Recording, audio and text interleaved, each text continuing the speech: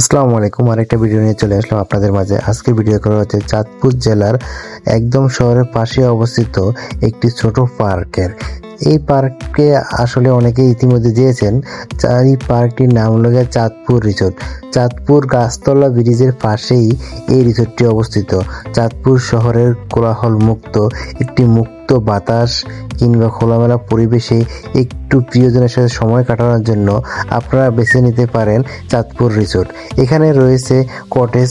যদি আপনারা কেউ দূর দূরান্ত থেকে আসেন তাহলে এখানে রাত কাটানোর ব্যবস্থা আছে। এছাড়া নদীর পাড়ে বসে সুন্দর ডাকাতিয়া নদীর মনোমুগ্ধকর বাতাস গ্রহণ করতে পারবেন। একদম অরিজিনাল অক্সিজেন আপনারা এখান থেকে নিতে পারছেন।